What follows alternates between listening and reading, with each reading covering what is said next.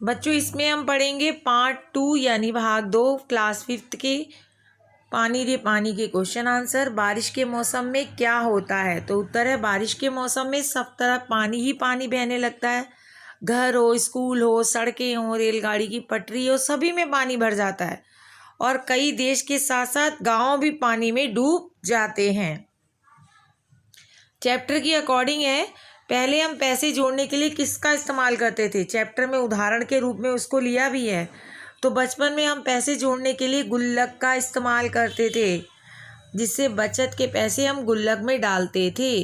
Question number 3 है, रुपए पैसों से कीमती क्या है? तो बच्चों रुपए पैसों से कीमती है प्राकृतिक वर्षा, यानी भगवान के द्वारा दिया गया हमें पानी। हमें प्राकृतिक वर्षा का क्या करना चाहिए बच्चों? तो हमें प्राकृतिक वर्षा के पानी को गुल्लक की तरह झील तालाबों में इकट्ठा कर लेना चाहिए। क्वेश्चन नंबर 5 है, अपने घर के नल के पाइप में मोटर लगवाना दूसरों के हक छीनने के बराबर है। लेखक ऐसा क्यों मानते हैं? ये आपकी बुक का ही क्वेश्चन है। तो अपने घर में मोटर लगाने से हमारे घर में तो पानी ज़्यादा आता है और दूसरे के घर का पानी भी हमारे घर खिंच जाता है, जिसे जो मोटर नहीं लगवाते उन्हें पानी ही नहीं मिल पाता। तो ये बच्चों उनका हक छीनना ही हुआ। क्वेश्चन नंबर 6 है, सबसे बड़ी इमारतों में बनाने से अकाल और बाढ़ कैसे पैदा हो जाता है? खतरा। ये भी चैप्टर में आया है। तो बच्चों बड़ी संख्या में जो हम इमारतें बना लेते हैं, यानी जो घर बना लेते हैं, कोठी बना लेते हैं, फैक्ट्रीज बना लेते हैं, इससे हम क्या करते हैं, जो खाली पड़ी होती है भूमि उसको उस पे बना लेते हैं और जो भूमि है वो ढक जाती है, तालाब नालों में कूड़ा करकट डाल के उसे बंद कर देते हैं। तो ढकी हुई भूमि जो होती है वो तो जल सोखेगी नहीं, तो जब बारिश आएगी उसे पानी इकट्ठा कहीं हो नहीं पाएगा, तो फिर क्या हो जाएगा? अकाल आएगी, बरसात आएगी, बाढ़ आएगी।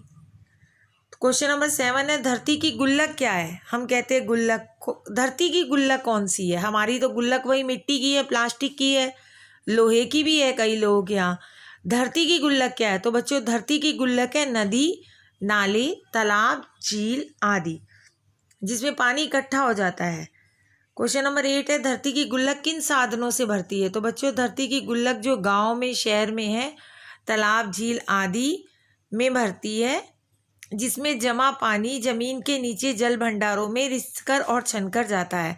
पानी ऊपर से तो तालाब में भरा है, लेकिन वो धीरे धीरे जमीन में जाता है, जिससे हमें पानी मिलता है। क्या तुम्हारे इलाके में कभी बाढ़ आई है? यदि हाँ तो उसके बारे में लिखो। बच्चों हमारे इलाके में कभी नहीं आई, तो हमें तो इस चीज़ की नॉलेज है नहीं, लेकिन टीवी अनुसार अगर आती है तो लोग हेलीकॉप्टर से मदद करते हैं, उसी के ज़रिए हमें भोजन मिलता है। हमें घर की छतों पे रहना पड़ता है, कई बार तो छत भी टूट जाती है तो सरकारी आशियाने में रहना पड़ता है। ये टीवी में देखा है, क्योंकि हमारे इलाके में ऐसी स्थिति कभी पैदा नहीं हुई।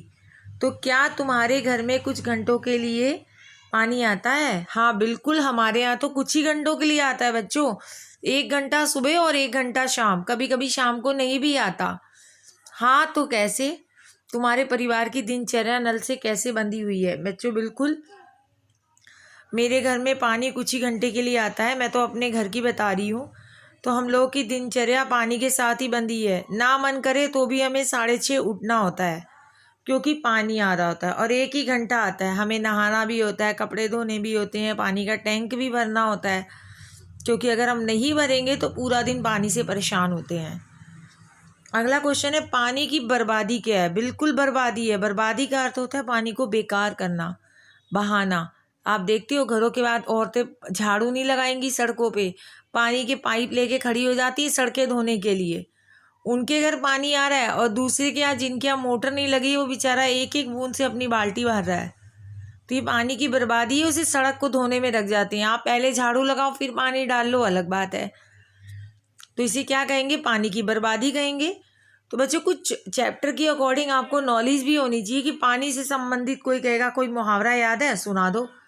तो मैं इसलिए आपके हर चीज़ का सैल्यूशन मैंने इसमें डाला है कि अगर आप ये चैप्टर पढ़ रहे हो, अगर कोई आपसे सुन रहा है या आप किसी को स्टोरी सुना रहे हो, तो वो आपसे कुछ भी पूछ सकता है, तो कुछ भी में मुहावरा भी आ सकता है, तो आप उसकी भी नॉलेज रखो। पानी से संबंधित बहुत से मुहावरे बने हुए हैं। मुंह में पानी आना, मिठाई देखते ही रामू के मुंह में पानी आ गया। आंखों में पानी भर आना, उसकी विपदा के, जब मैंने किसी की दुख की भरी कहानी सुनी तो मेरी माँ की आंखों में पानी आ गया, मेरी आंखों में आ गया। पानी पानी होना यानी लज्जित होना, अपनी गलती के कारण बड़ी सभा में पानी पानी हो गया जब आप झूठ बोलते हो। तो अब आपने ये सामूहिक बातचीत करनी है और आपने ये क्वेश्चन खुद करना है कक्षा में कि हम पानी को कैसे बचाएं। ये आप पे डिपेंड है, आप कैसे बचा सकते हो। मैं तो ये कहूँगी धरती की गुल्लक में इकट्ठा करो, थोड़ा सड़कों को कम धो, मैं तो यही कहूँगी टैंकी बंद रखो। आप क्या करोगे ये आपने खुद करना है, ये आपके लिए क्वेश्चन है। और मैं आपको पानी से संबंधित कुछ नारे भी बता देती हूँ।